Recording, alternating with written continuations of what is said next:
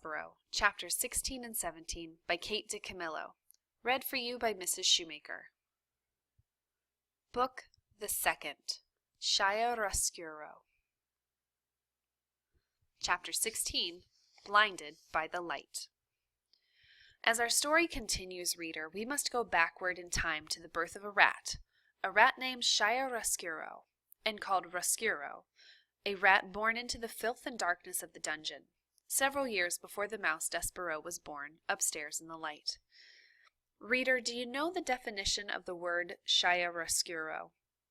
If you look in your dictionary, you will find that it means the arrangement of light and dark, darkness and light together. Rats do not care for light. Roscuro's parents were having a bit of fun when they named their son. Rats have a sense of humor. Rats, in fact, think that life is very funny. And they are right, reader. They are right.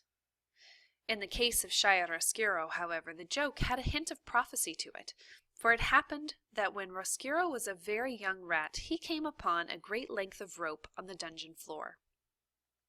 "Ah, what do we have here?" said Roscuro.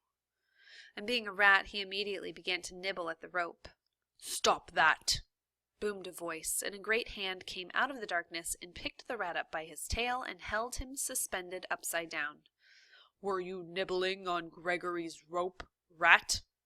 "Who wants to know?" said Roscuro, for even upside down, he was still a rat. "You smart-alecky rat! You smart-alecky rat nibbling on Gregory's rope! Gregory will teach you to mess with his rope."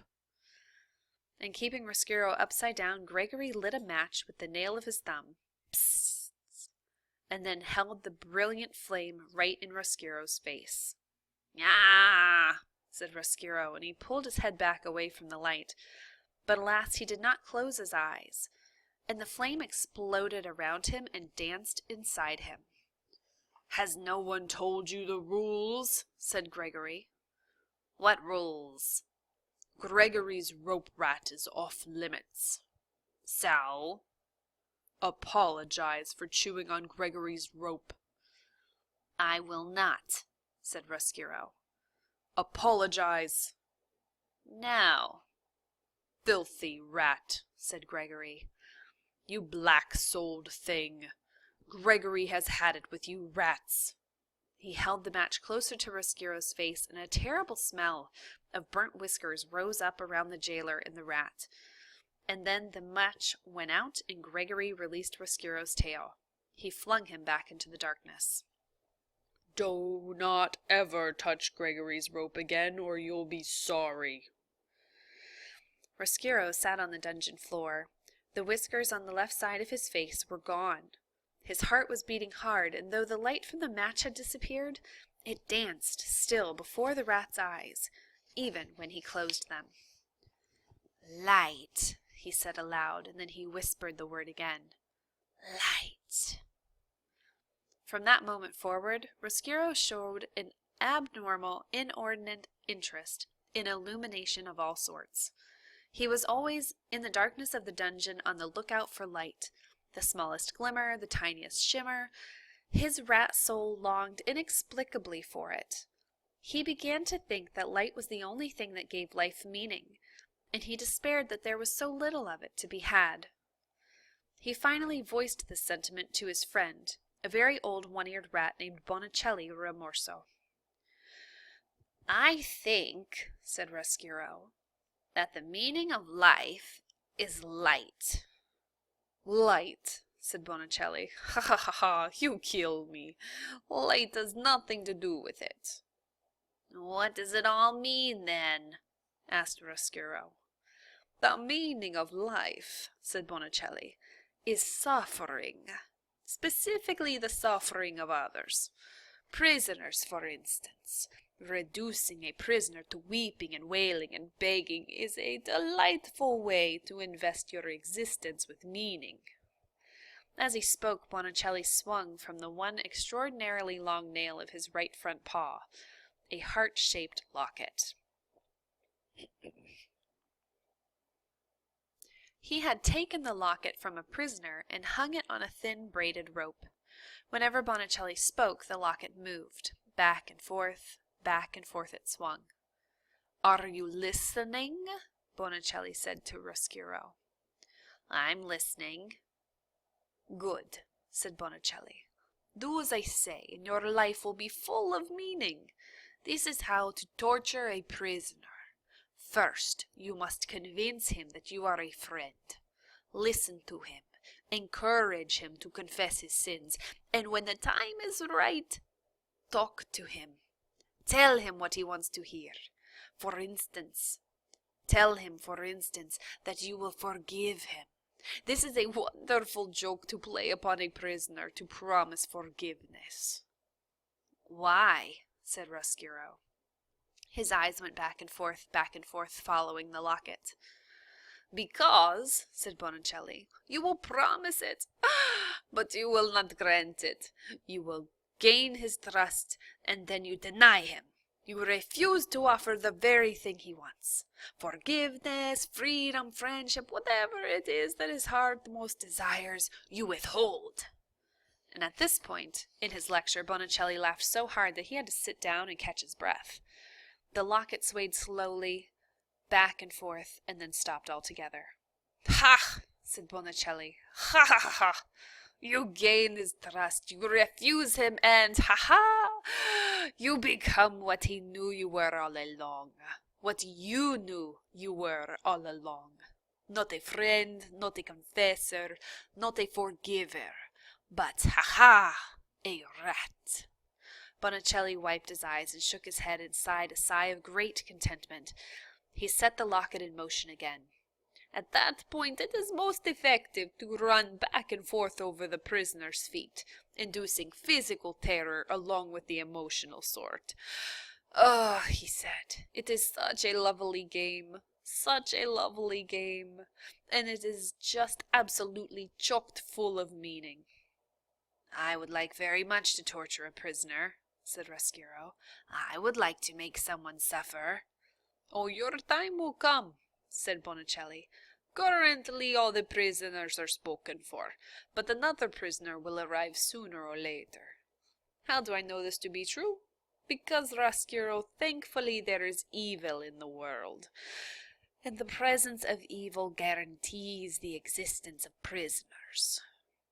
"So soon there will be a prisoner for me?" "Yes," said Bonicelli remorso. "Yes.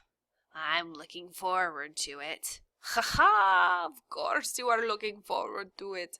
You are looking forward to it because you are a rat, a real rat." "Yes," said Roscuro, "I'm a real rat." "Concerned not at all with the light," said Bonicelli. "Concerned not at all with the light," repeated Roscuro. Bonicelli laughed again and shook his head. The locket, suspended from the long nail on his paw, swung back and forth, "You, my young friend, are a rat. Exactly. Yes, evil, prisoners, rats, suffering. It all fits together so neatly, so sweetly. Oh, it is a lovely world. A lovely dark world."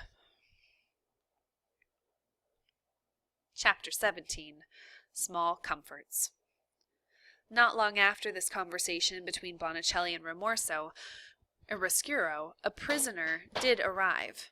The dungeon door slammed, and the two rats watched a man being led by a king's soldier down the stairs into the dungeon. "Excellent," whispered Bonicelli. "This one is yours." Roscuro looked at the man closely. "I will make him suffer," he said.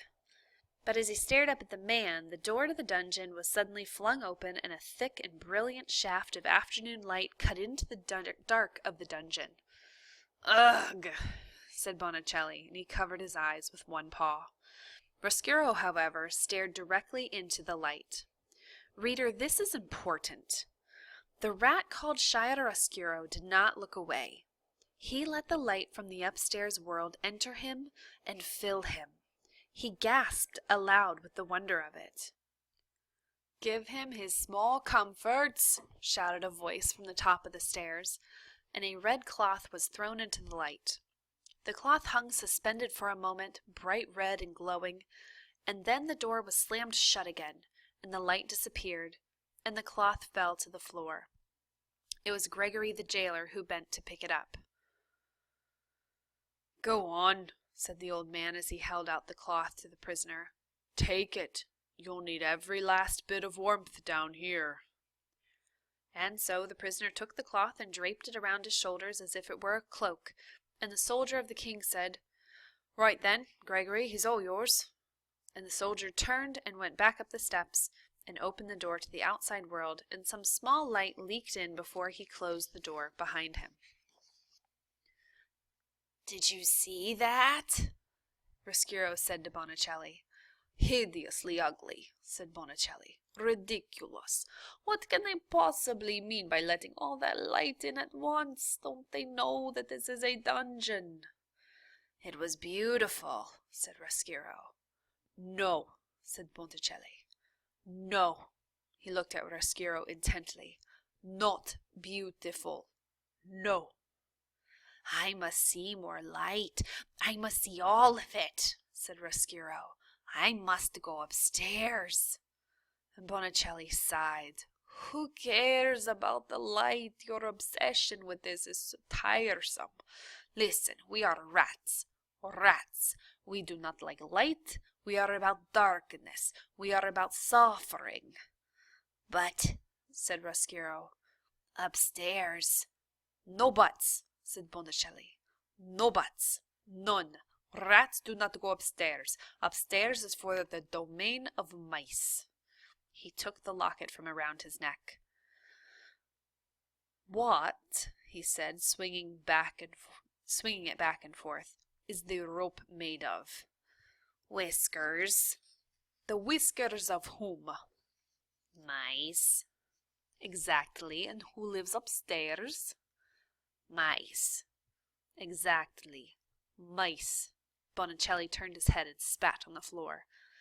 "Mice are nothing but little packages of blood and bones, afraid of everything. They are despicable, laughable, the opposite of everything we strive to be. Do you want to live in their world?"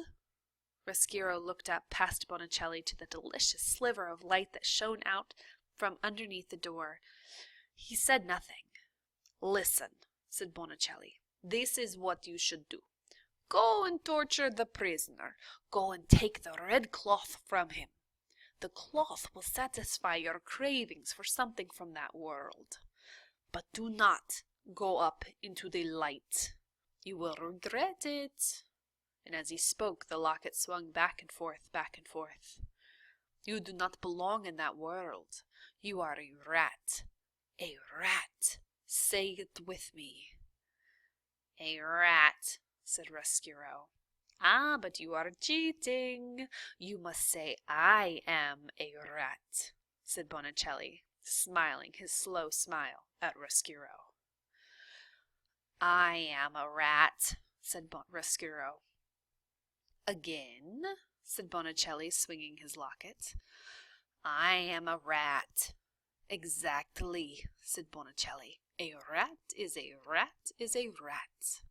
End of story. World without end. Amen."